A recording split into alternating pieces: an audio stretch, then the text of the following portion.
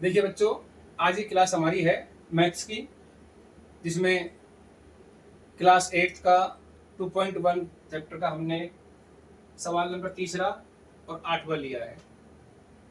ये दो सवाल इसलिए लिए मैंने कि पूरी प्रश्नावली में 2.1 जो प्रश्नावली है उसमें दो तरह के सवाल नजर आए मुझे। एक इस तरह के सवाल है और कुछ सवाल इस तरह के हैं। तो हम पहले सवाल को हल करेंगे। जो हमारा पहला सवाल है, इसमें हम क्या करेंगे, जो हमारा चर पद है उनको एक तरफ कर लेंगे और अचर पद जो है उनको हम एक तरफ करेंगे। तो चर पद में हमारे 5x और 3x, अचर में 9 और 5। चर पद इनको इसलिए कहा जाता है बच्चों क्योंकि जिनका मान चलता फिरता रहता है। x की वैल्यू कम ज्यादा होती रहती है, हर सवाल में अलग अलग वैल्यू आती है x की, इसलिए इसको कहते हैं हम चर पद। और अचर पद ये है जो चले फिरे नहीं, जिनकी वैल्यू फिक्स रहती है हमेशा, वो अचर पद है। तो हम x की सभी जो संख्या है उनको एक साथ करेंगे अलग अलग। 5x और 3x को यहां लाएंगे और ये 5 पहले से इधर है और 9 को इधर लाएंगे। अब आप देख रहे होंगे कि यहाँ पर 3x जो था वो था प्लस का, लेकिन जैसे ही वो बराबर के चिन्ह के इधर आया, यानी इस पक्ष से इस पक्ष में जब वो आया तो अपने आप को माइनस का कर लिया। ऐसे ही 5 यहाँ पहले से ही है, 9 जब इधर आया है तो इसने अपने आप को माइनस का कर लिया है। कहने का मतलब ये हुआ कि जब कोई संख्या बराबर के चिन्ह से इधर उधर होगी तो उसका चिन्ह बदलेगा। अगर संख्या माइनस की है तो बराबर के चिन्ह के इधर जाएगी तो वो प्लस की हो जाएगी, और अगर प्लस की है तो वो माइनस की हो जाएगी। अब हम घटाएंगे तो 5 में से 3x कम किए, घटाए तो बच गया हमारे यहाँ पर 2x। चिन्ह आया प्लस का।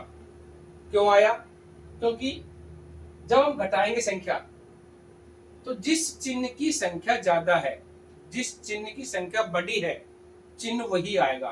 तो यहाँ पर 3x माइनस का है, 5x प्लस का है। तो जब हल किया हमने इनको तो ज्यादा संख्या जो है वो प्लस की है, तो चिन्ह यहाँ पर प्लस का आया। जिस संख्या के सामने कोई चिन्ह नहीं होता है वो प्लस की मानी जाती है, और जिसके सामने कोई चिन्ह लग रहा है तो वो उसी चिन्ह की होगी। जैसे 9 के सामने माइनस है तो ये 9 माइनस का है। 5 के सामने यहाँ कुछ भी नहीं है तो ये 5 जो है प्लस का माना जाएगा बच्चों, ये ध्यान रखने की बात है। अब 9 में से 5 गए तो 4 बच गए, लेकिन चिन्ह किसका आएगा? हमने आपको बताया कि जिस चिन्ह की संख्या ज्यादा होगी वो चिन्ह आएगा। तो 5 प्लस का और 9 माइनस के, तो इसका मतलब ये हुआ कि माइनस की संख्या ज्यादा है, तो यहाँ पर चिन्ह जो आएगा वो माइनस का आएगा 4 के सामने। 2x बराबर माइनस के 4। अब इस x का मान निकालना है हमको। यहाँ पर सवाल में इसमें यही हल करना है कि जो ये समीकरण दे रखा है इसमें इस x की वैल्यू क्या है। x की वैल्यू देखेंगे तो -4, ये दो जो है हमारा इसका भाग लग जाएगा। यहाँ पर x बराबर -4 बटे में 2 भाग देंगे, 2 दूनी 4, यानी कि माइनस के 2 हमारे आंसर आ गए। ऐसे सवालों में हम हमारे आंसर का पता भी कर सकते हैं कि हमारा जो आंसर आया है, जो उत्तर आया है, जो सवाल हल किया है हमने, क्या वो आंसर या उत्तर सही है या गलत है। उसका तरीका क्या है बेटा? देखिए, हमारा x का मान आ गया -2। अब उत्तर की जांच करते हैं।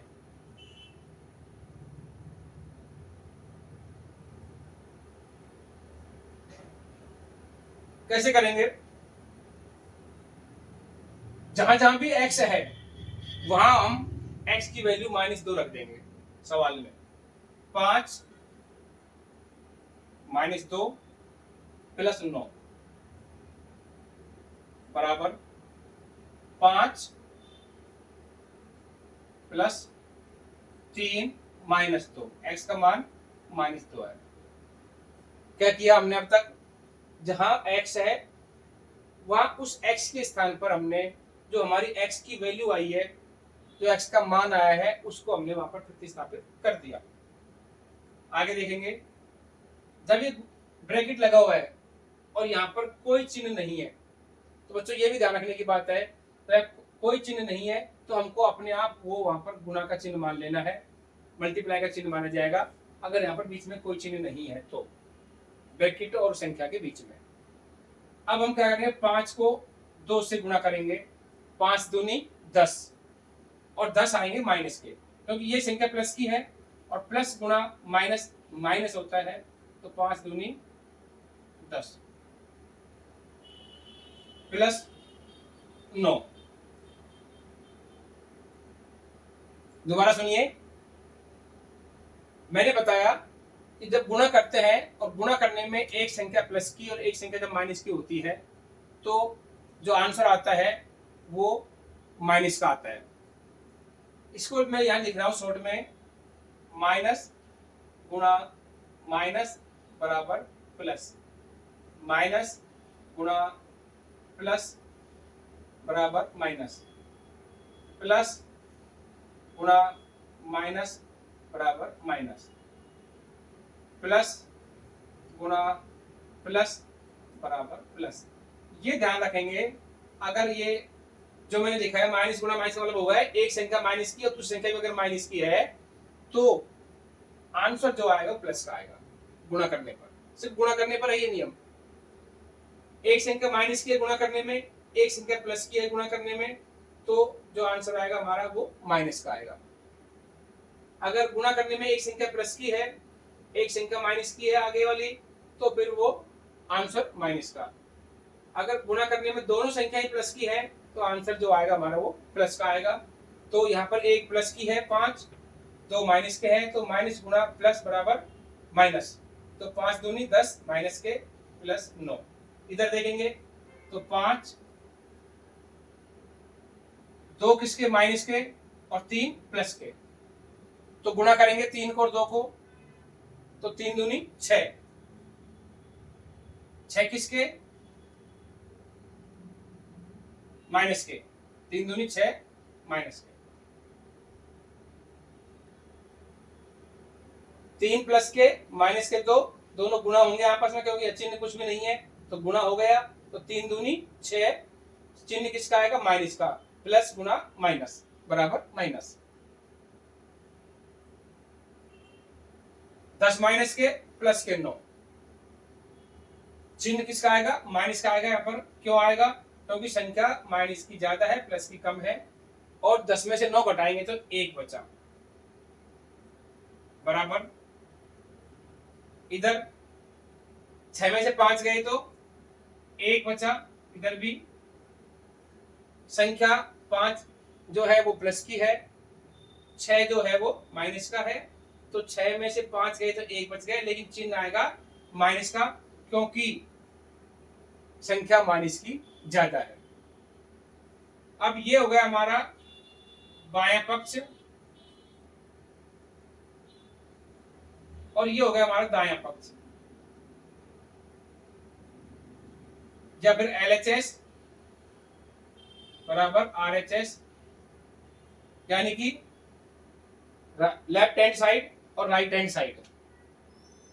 अब ये आपके सवाल में हमको करना नहीं है, लेकिन ये मैंने एक्स्ट्रा बताया कि अगर हमने सवाल कर लिया तो जो हमारे आंसर आए हैं वो सही आए हैं गलत आए हैं, क्योंकि बराबर का चिन्ह है बीच में, तो सवाल ये कहता है कि ये दोनों पक्ष जो है वो बराबर होने चाहिए। x की वैल्यू निकलने के बाद हमने x की वैल्यू जब यहाँ पर रखी है, तो दोनों पक्ष बराबर अगर हमारे आ जाते हैं, तो इसका मतलब हमारा जो आंसर आया है, जो x की वैल्यू आई है वो एकदम सही आई है। तो अब देखिए दोनों तरफ -1 आ गया, x की वैल्यू -2 रखने से, इसका मतलब हमारा जो वैल्यू आई है x की वो एकदम बिल्कुल सही है। अब हम इस सवाल को लेते हैं, इसका तरीका थोड़ा सा अलग है बच्चों। इसका तरीका क्या है, देखिए यह क्या करेंगे हम, दो जो पक्ष है हमारे, या तो इन दोनों पक्षों को हम अलग अलग से क्या ले लें, एलसीएम ले लें। इसका एलसीएम अलग ले लें, इसका एलसीएम अलग ले लें, या तो इसको ऐसे करें, या फिर यह है कि इन दोनों का हम एक बार एलसीएम लेकर के और फिर हल करें। तो हम क्या कर रहा हूं, मैं इसमें कर रहा हूं, इन दोनों पक्षों की जो संख्या है हर जो है 3 और 15, इसका मैं एक बार ही एलसीएम ले रहा हूं और एक बार ही हल करके आपको बताता हूं कैसे करेंगे। एलसीएम 15, 3 एकम 3, 3 पंज 15 और फिर 5, 1, 5 एकम 5, एलसीएम हमारा आएगा 3 मल्टीप्लाई 5 यानी कि 15। हमारा एलसीएम आ गया 15। अब जो हमारा एलसीएम आया है उस एलसीएम से दोनों पक्षों को गुणा करेंगे, मल्टीप्लाई करेंगे। ये हमारा बायां पक्ष, ये हमारा दायां पक्ष। लिखेंगे यहां पर दोनों पक्षों को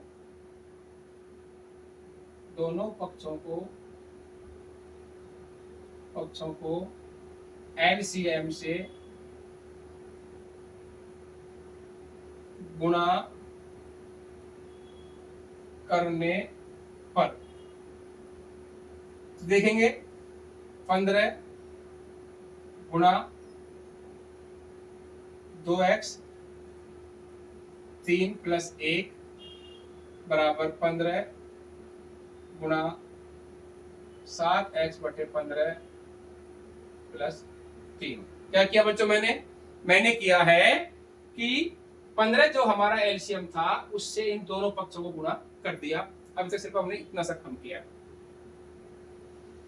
अब जब ब्रैकेट को हटाएंगे, हम कोष्टक को हटाएंगे, तो ये मैंने बताया था कोष्टक जब लगा हो, ब्रैकेट जब लगा हो, तो ये संख्या जो बाहर है ये ब्रैकेट के अंदर सभी संख्याओं से गुणा होना मांगती है।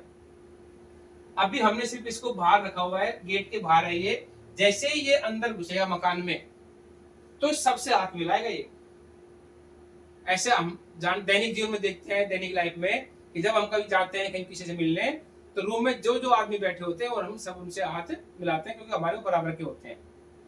अगर हम उसमें से एक आदमी को छोड़ देते हैं तो अच्छी बात नहीं होती।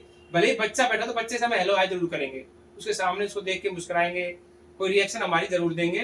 तो वही बात यहाँ पर है, ये मकान के अंदर, हॉल के अंदर बैठे हुए हैं दोनों संख्याएं, ये बाहर है। जैसे ही इसको हटाया हमने, ब्रैकेट गेट खोला और ये सबसे एंड से करेगा, हाथ मिलाएगा। वही बात है जैसे 15 गुणा 2x बटे में 3 प्लस, अब 1 से हाथ मिलाएगा तो 1 गुणा 15 बराबर, इधर देखेंगे सेम ऐसे ही 15 गुणा, पहले हाथ मिलाएगा 7x बटे 15 से, फिर 3 से हाथ मिलाएगा 3 गुणा 15। क्या किया मैंने, 15 को पहले इस संख्या से गुणा कर दिया, फिर 15 को इससे गुणा कर दिया। ऐसे ही यहाँ पर 15 को इससे गुणा कर दिया, फिर 15 को इससे गुणा कर दिया। अब हम इसको हल करेंगे तो 3 पंजे 15, 15 एकम 15, काट दिया हमने संख्याओं को, यानी भाग दे दिया। तो 5 दूनी 10, ये संख्या यहाँ गुणा हो जाएगी, ये एक पद है पूरा यहाँ पर। तो 5 दूनी 10x प्लस 15 एकम 15 बराबर, यहां से कट गया है तो 7 एकम 7x प्लस 15 × 3 = 45। अब हमारा ये सवाल जो है इस रूप में आ गया।